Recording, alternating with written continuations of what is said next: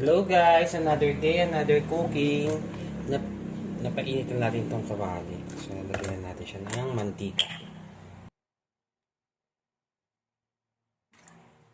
Ilagay na natin ang sibuyas at bawang.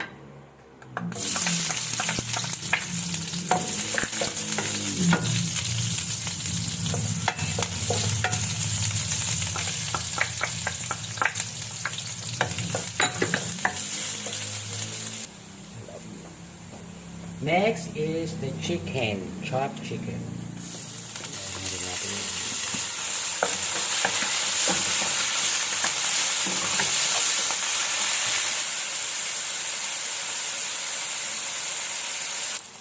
Dahil carry na yung chicken, sabay na natin ilagay yung cauliflower at saka yung baby leaves.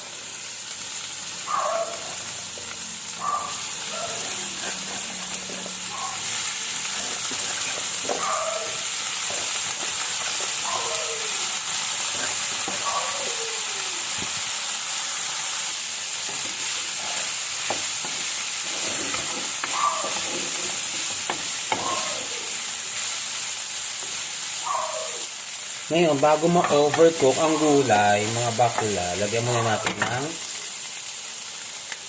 ang cup of water.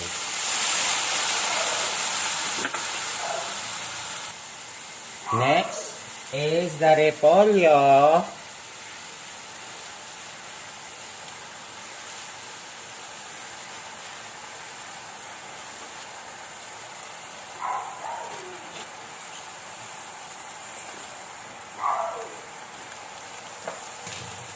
Halo-halo lang mga bakla. So ito na, dumating na tayo sa paghuhukom. Lalagyan natin ng chicken powder. This is one of my secrets. Para sumalap yung ating mga ginigisang gulay. Lagyan lang natin ng 2 tablespoons.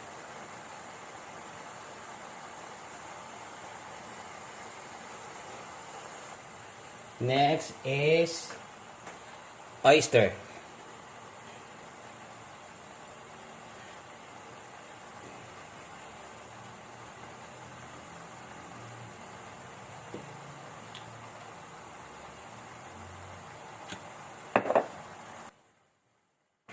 Lagyan na rin natin ng sesame oil.